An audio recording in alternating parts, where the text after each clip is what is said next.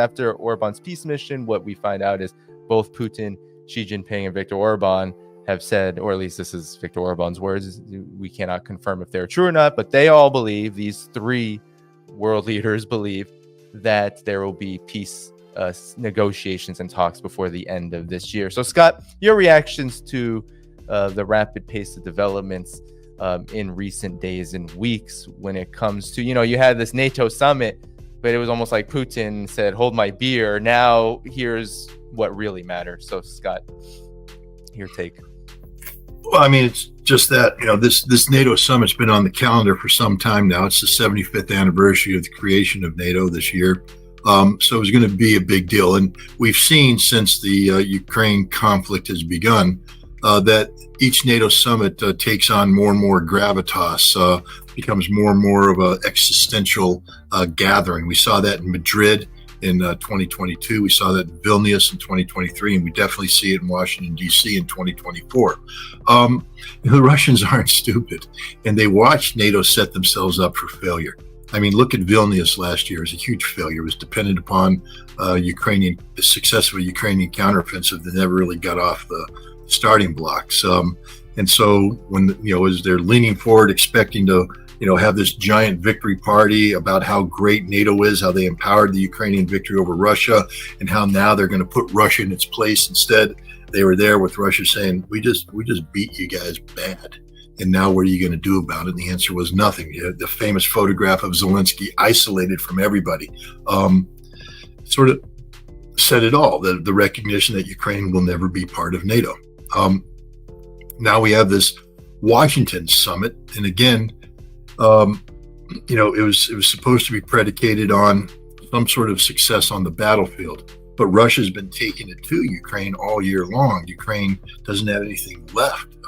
When the Russians came into the Kharkov area, that was seen as a chance. NATO said, aha, now we need you to attack and push them back at full chance, get around there and wipe them out and have this victory that, see, the Russians bit off more than they can chew. Ukraine is capable of dramatic victories,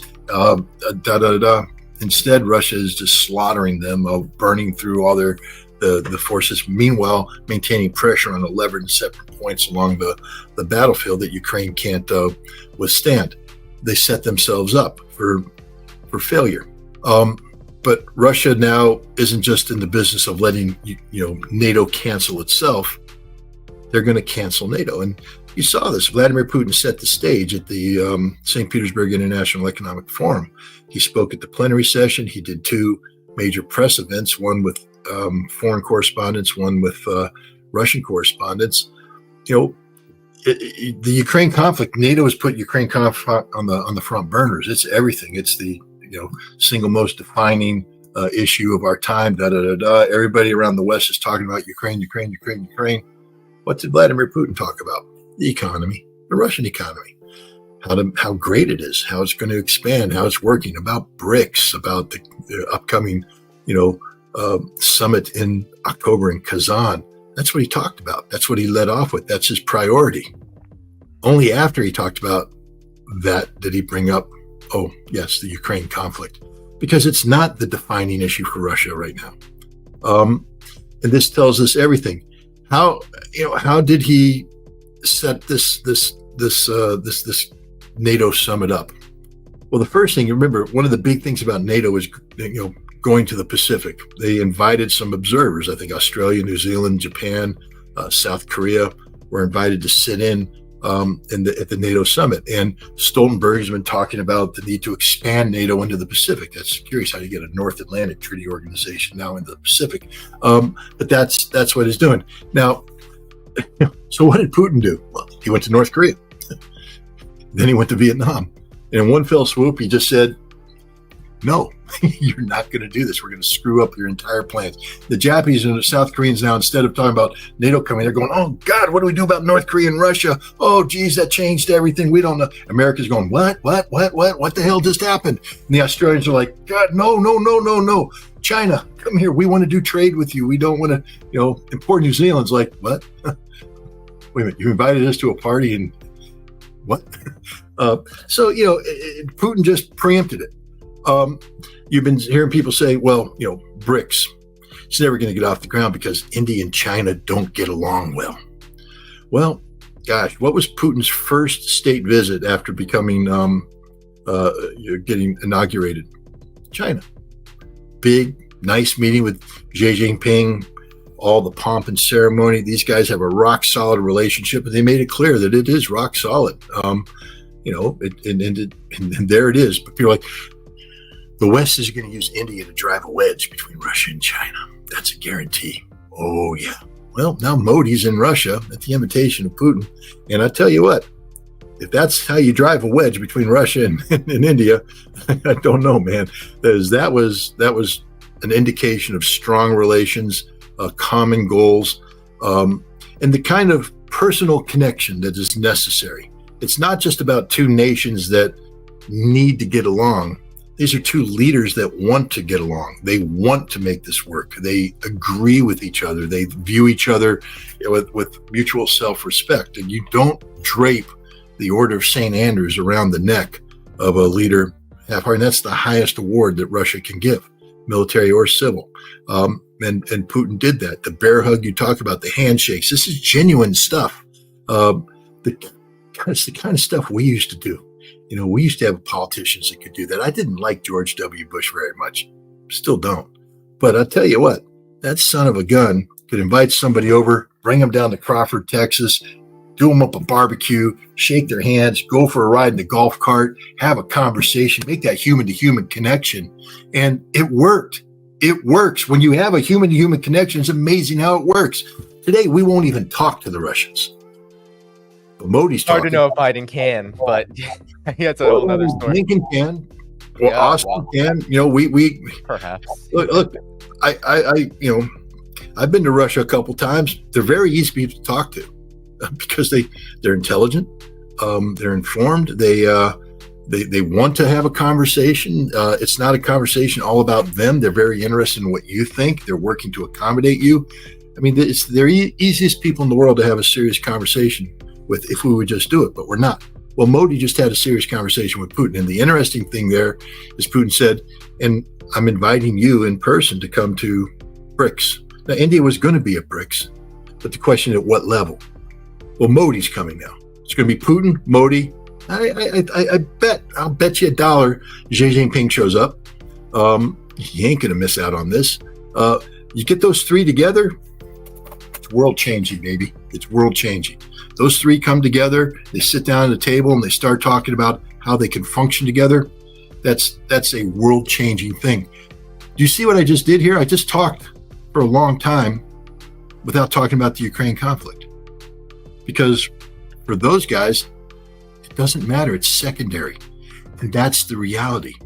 We are so focused on the stupidity of this conflict that we're not going to win. That we're pouring our life's blood into in terms of the economy, diplomacy, etc. We're sacrificing everything. And Russia, China, and India are like, oh yeah, there's a war over there, but we'll get to that in a second. We're talking about this grand shift to multipolarity away from the American hegemon. What's the American hegemon doing? Instead of doing what we should be doing, which is, hey, let's talk about the pace of this transition. Let's talk about how we can work together to make this transition. Let's talk about how when there is a multipolar world, we're at a seat next to you. We want to be part of this change. We'd like to be a leader in this change. We'd like to be helping you make decisions about how this change is going to happen. That's what we should be doing. That's what sounds, because it's going to happen. We can't stop it. This is history. It's moving. But no, we're back here stuck. We're putting everything into this war, this losing effort that has no chance of victory. You said you can't, you said a while ago, you can't predict the demise of NATO. I'm predicting it. NATO ain't going to survive a decade. It's over. When this conflict ends in a defeat for NATO, you're going to see deep fractures in NATO, and you're going to see nations shed themselves of NATO. The frustrations in NATO are going to start coming out. There is going to be a decisive split between East and West. Germany and France and Italy are not going to align with Poland and the Baltic states. That's a guarantee. And Czechoslovakia is going to have to make a decision because Hungary, Bulgaria, and Slovakia are already saying, We don't want anything to do with this. And as they get isolated, they may choose to do, what's that word, that 5-letter word we've been throwing around? BRICS. What happens? Turkey basically was going EU, EU, EU, EU, EU. But every time they said EU, Europe was going, no, no, no, no, no, no, no. So finally, Turkey went BRICS. And Russia went, yeah, BRICS, baby, come on in. That's the direction we're heading. We in the West have become a self-canceling society. We are canceling ourselves. We do it through sanctions. We do it through irresponsible military spending, and we do it by alienating the very people that we need to survive. We need Hungary. My God, you know how you not corrupt, that's the wrong word, how you co-opt Orban? Joe Biden should have picked up the phone and go, hey, Victor, interesting stuff you're doing. Why don't you come to the White House and talk to me about what you're up to? Tony Blinken's going to be there. Bring your foreign minister and let's have a conversation. Tell me what's going on. Brief me on it.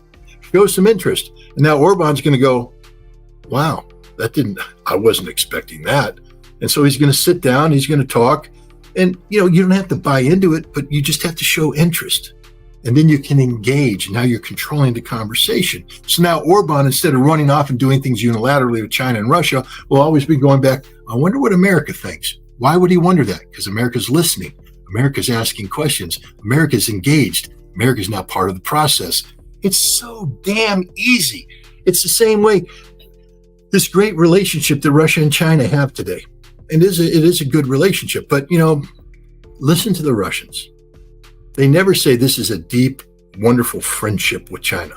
They always say you can pick your friends and, you can have a decision about who's going to be enemy, but you don't get to choose your neighbors.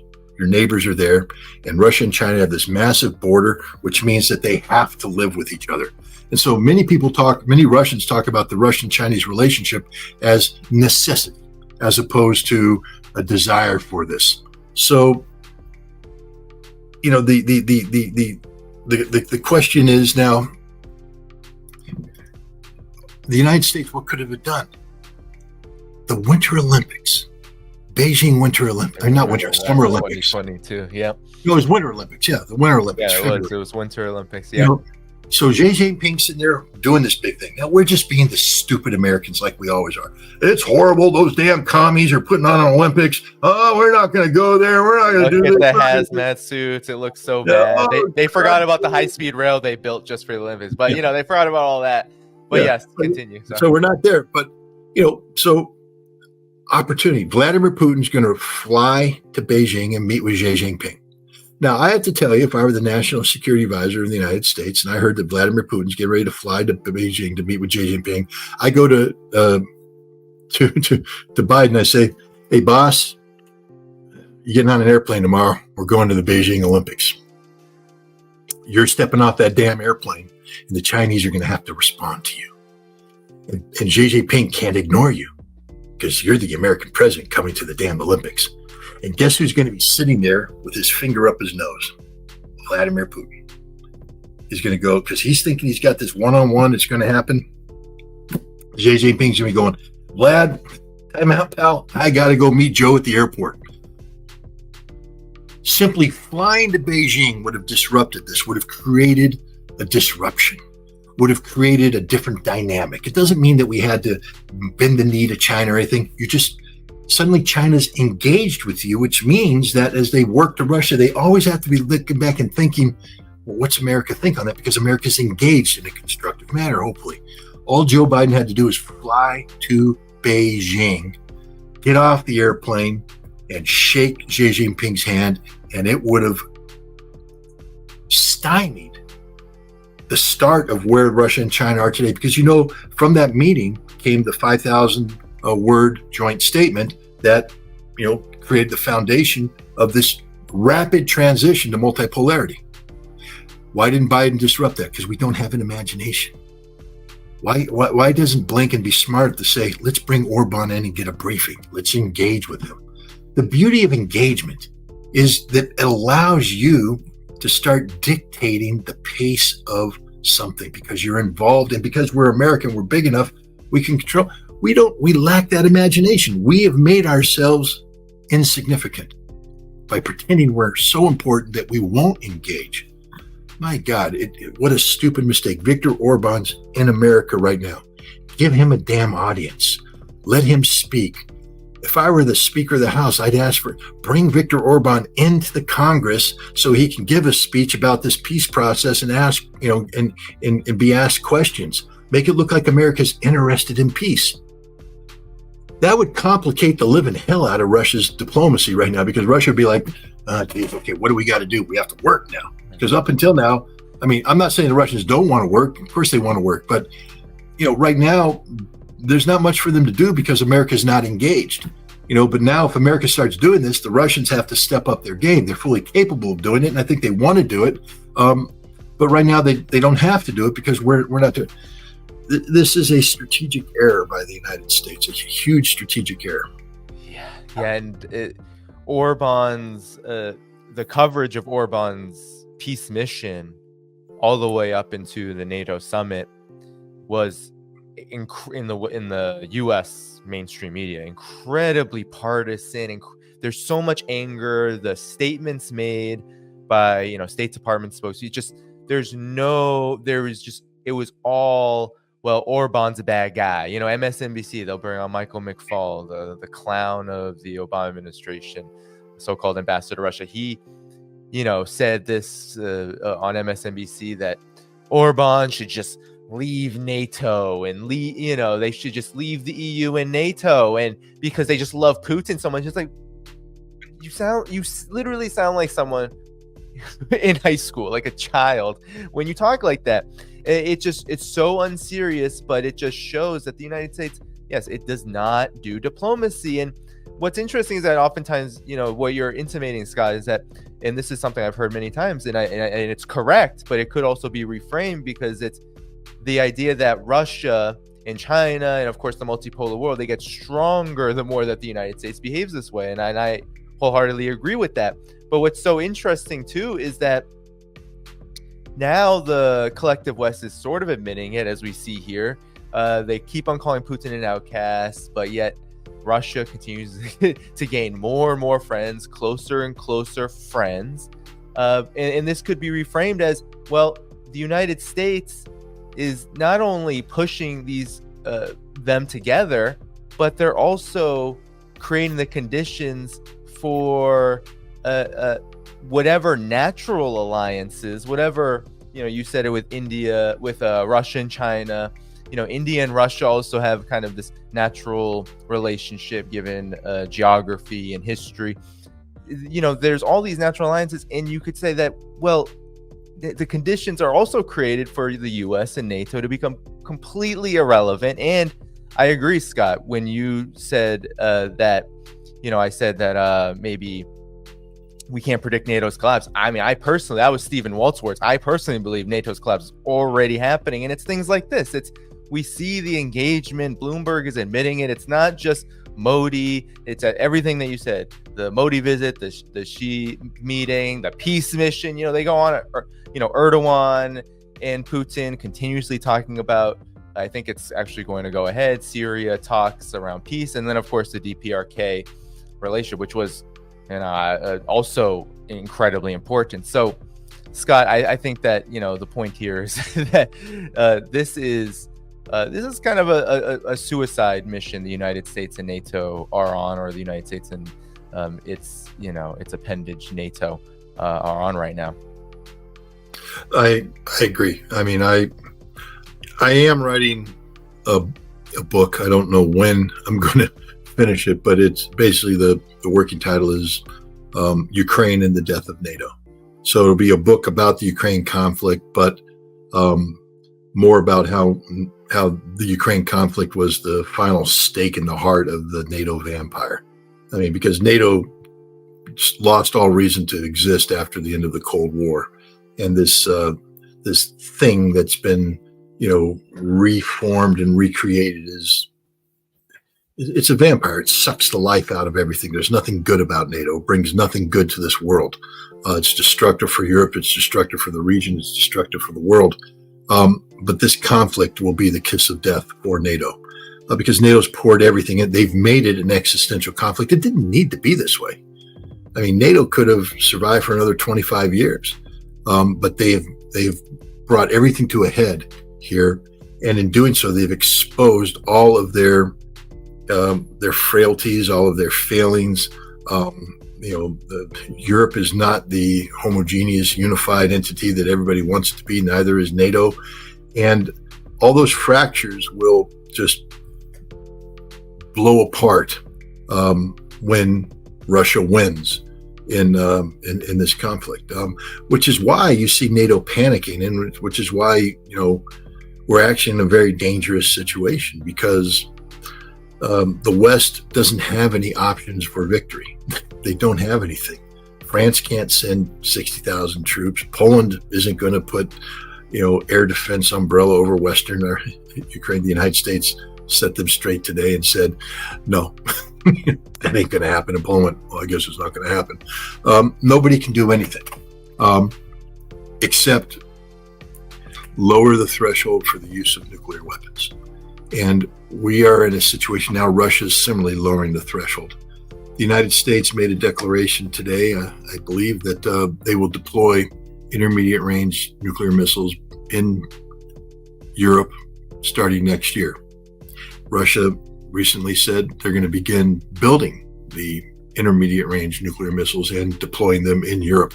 We're literally back to 1982, back to the height of the arms race in the 1980s that had both sides on the precipice of nuclear Armageddon, which is why we signed the Intermediate Nuclear Forces Treaty, the treaty that I was a weapons inspector implementing in the Soviet Union to get rid of these weapons. We're back to square one. Very dangerous times. But the difference is in 1982, I know because I was alive back then, I'm giving away my age, but we knew we were screwed. We knew it was dangerous. We knew how bad this was, which is why we were able to get this treaty off and running. And we wanted to make this treaty work because we understood the necessity of what we were doing. Today, the world just doesn't seem to be scared by this. There's a handful of people that are going, oh, yeah, I don't like this. But the vast majority of the world is going, Russia's bluffing. It's all a bluff. There's even some people out there, there's no such thing as nuclear weapons. It's all a big scam, big conspiracy theory. There's no nuclear weapons. Ladies and gentlemen, there's a lot of nuclear weapons, and they will destroy the universe, or destroy the earth if they're used. They're real. They're very dangerous, and Russia's not bluffing. So you want to keep pushing it. Inside Russian academic circles and military circles, the people that advise Vladimir Putin and his inner circle, there's a growing tendency to support a policy of nuclear preemption. You see, NATO and the United States has said that their strategic goal is the strategic defeat of Russia, what that means, we had that Prime Minister of Estonia, I think, articulated. Yeah. It means we break Russia up into little pieces, and it's no longer a big country, it's little countries. Unironically, as Estonia is literally a broken piece.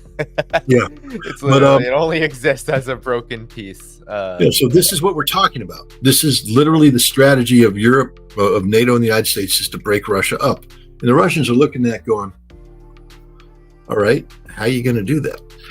And now they're talking about, we're going to build a 500,000 man rapid response force. We're going to be ready to do this, that, and the other thing. But what the threat is that they're going to deploy missiles into Europe that have the ability, if launched, to, hit targets in Russia in rapid order. We're back to, again, 1982.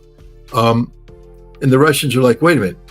See, because the difference in 1982 is we had Pershing 2 missiles that could hit Moscow within 7 to 12 minutes of being fired. Very dangerous. But we didn't have an underlying policy seeking the strategic defeat of the Soviet Union.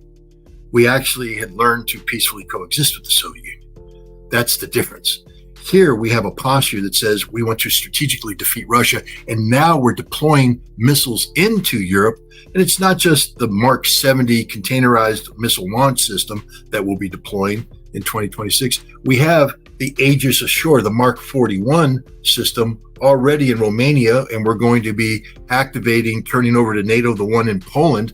And these are containerized systems that can shoot cruise missiles and the SM-6 Typhoon surface-to-surface missile. So we already are putting in offensive strike systems. So Russia's going to do the same.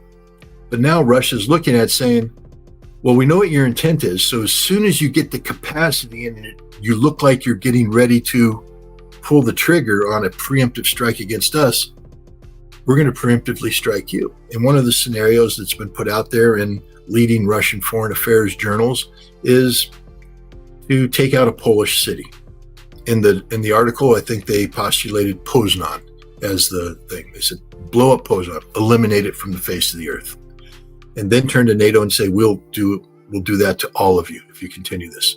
And then you're telling the United States, oh yeah, don't even think about it because we'll take Boston out if you come after us. And then the question is an American president, and this was the question put out in the article, is an American president willing to sacrifice Boston for Poznan? And that's a legitimate question. Are the American people ready to sacrifice their entire existence for a Poland that's behaving irresponsible, that's tied to a strategy of strategically defeating Russia, whatever that means? This is the world we live in right now.